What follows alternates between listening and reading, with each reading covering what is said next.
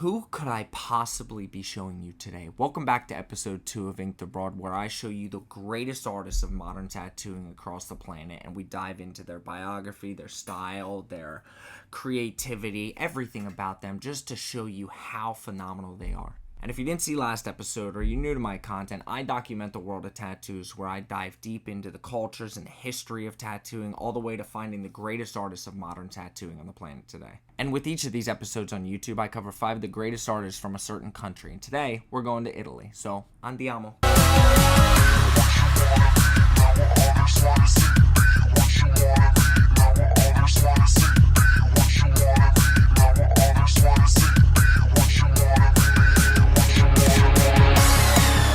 Before we start, I want to say thank you to Mad Rabbit for always taking care of my tattoos, whether it's the balm or the lotion or the soothing gel right after you get it. It's my go-to aftercare, always. I also want to give a shout out to Sullen, one of my favorite clothing brands, because all their shit is so cool. I got crew necks, and they got endless amount of tees. It's literally what I wear every single day. Oops.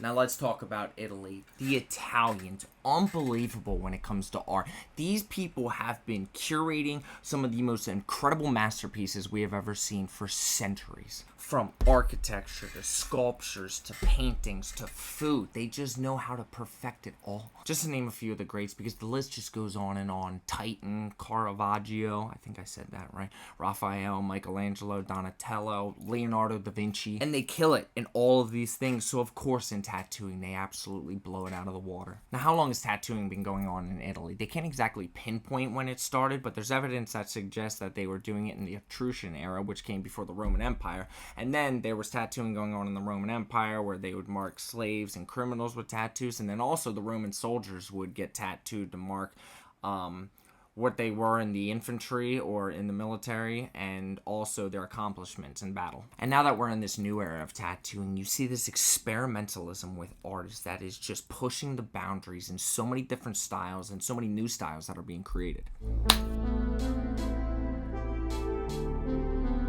Let me introduce you to Mattia Calvi, also known as Mambo Tattooer, and this is the man behind the destrutturato style, or the structured style. Now, there's a high chance you've seen these before because his artwork is very popular, but these are some of the most innovative and brilliant designs I've ever come across. Now, as you look at them, yeah, they're very simple designs, but they're not, because the amount of creativity that it takes for him to compose these abstract concepts and just bring it in and make those colors work with that outline where you know exactly what's going on. Now, he didn't always do this style. He used to do traditional and Japanese, and if you go far back on his Instagram, you can see the progress of this destrutturato style and see how he learns to mold this into what he's become today. You see him experiment with different patterns, different subjects, different textures. Sometimes he puts these realistic textures in there, like the duct tape or on the flowers, or even like there was this acorn one. Oh, and another thing that I love in some of his designs, he takes the color palette that he uses in that specific design and he puts it on the bottom in a couple little dots. Now, where could the potential inspiration come for these designs? He used to be a graphic designer when he was younger, and he said, as a graphic designer, you look to make things a lot more simple but stand out. Now, he travels and he's sometimes at conventions, but if you want to find him in his home country, you can go to Meda, Italy, and he has his own tattoo shop called Mambo Tattoo Shop. Absolutely incredible. I want 400 of these. I think somebody needs to do an entire sleeve of just Mambo tattoos and then get back to me. Next up, we have Deborah Genchi, who creates some of the most elegant microrealism tattoos I have ever seen. You are not ready. Now, microrealism takes an unbelievable amount of talent, because you're taking a larger subject or a scene and you're shrinking it down to such a minuscule size, but still being able to see every single detail in it. And she's just honestly a master of her craft, and she does an array of designs, from nature to surreal concepts to pieces that are inspired by famous artworks. Dude, the Van Gogh inspired ones are just... I feel like I can do that a lot in this episode because it's Italy. Now, she owns her own tattoo studio called Deborah Art in Bari, Italy, and that's in the southern side, but back of the boot on the east. Now, I really love her nature and botanical style tattoos because I feel like nature and botanical style really complements the body well. It's like a connection with nature, and it just looks so elegant. You know what really catches my eye? Her water ones, where it looks like a little wave or there's a subject that's interacting with the water.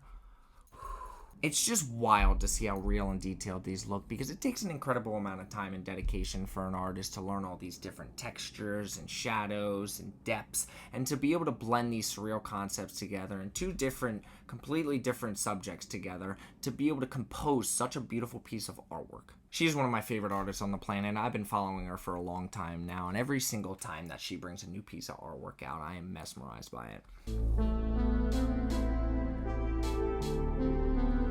This is one of the first artists I ever followed. I've been obsessed with his artwork for so long. His name is Michele Volpi, and he does these anatomical style tattoos like you would see in a medical journal. Holy...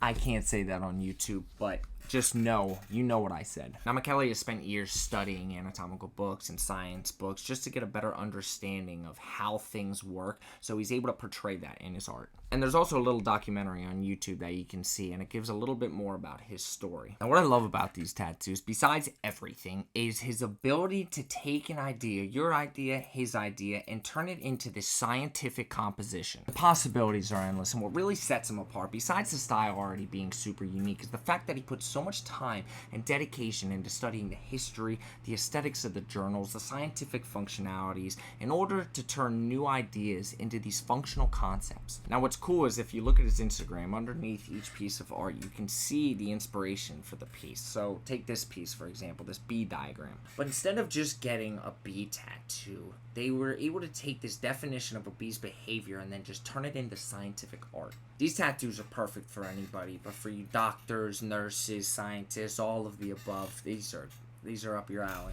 And back to him studying these subjects, the more he reads through these journals and understands different functions, he's able to have new concepts come to him and remember, oh, this works with that, or we could use this diagram in order to create this new surreal concept, and it's endless. Now, if you want to find Michele, he's located in Bologna, Italy, and he has his own tattoo studio called the Meta Tattoo Lab. Alright, now it's time for some mind-blowing surrealism. God, I love surrealism so much. This is Matteo Nangeroni, who's based in Padova, Italy, and he's the founder of the White Whale Tattoo Society. Surrealism is an artistic movement, and it started primarily in Europe in the early 20th century. Now, the movement of this artwork is characterized by the focus of the expression of the subconscious mind and dreamery and the irrational aspects of the human experience. Now, what this means is like illusionary, like how your dreams take these concepts and scenes and things that you know and it turns it into these distorted visuals. He does this, but he portrays these concepts onto the skin. I'm such a huge fan of surrealism. I say it in a lot of my videos because I love the creativity it takes to take normal subjects and to be able to just contort them into these unusual images where it has an unlimited amount of interpretations and reinterpretations. So if somebody looks at a design and they see something, to somebody else it could completely mean something else. The way he composes his stippling and his fine line and his black work into these scenes that are just so aesthetically pleasing to the eye is mesmerizing. And what he told me before is he really likes using the negative space on the skin in order to create and portray these designs that just complement the body. And another thing that he told me that I find really interesting is that he spends a lot of time creating these sketches in his free time. And when a client comes in, of course they can get a fully customized one that's tailored to a story that they have, but they can choose something out of his sketchbook. And the reason that he does it that way is because they have their own interpretation of what that artwork could mean, but he has his own interpretation because he's the one that created it, and that goes on that revolving reinterpretation of these designs. Surrealism just really shows the insane creativity of the human brain, and I love to see how his mind works to come up with this artwork. I'm gonna be honest with you, I don't know jack shit about anime, but I want to so bad. I'm so fascinated by the culture, and I'm so fascinated by the artwork that I need to get on it. I said in many of my videos, I was told to watch One Piece, even though it's like 1,800 episodes, so if you guys have any suggestions on what anime I should start with, please put it in the comments. Now, what makes his artwork stand out from other ones that I've seen is the color palette that he uses, from these bright pinks, these bright purples, and they just pop on the body so well. And yes, I may be biased because purple is my favorite color, but I'm obsessed with these. With his artwork, there's a combination with such an attention to detail, and his lines are extremely clean.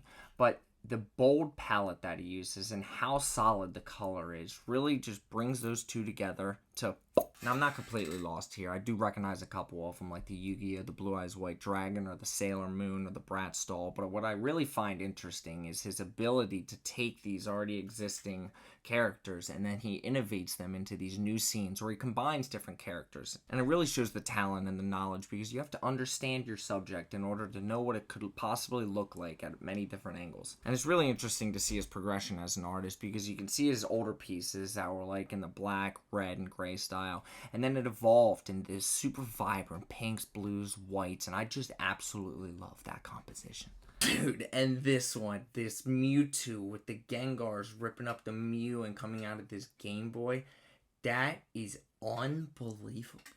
That's one I feel like I'm allowed to get, because I used to be obsessed with Pokemon growing up, but I did stop at the 3rd generation. After that, I was like, nah, we're done.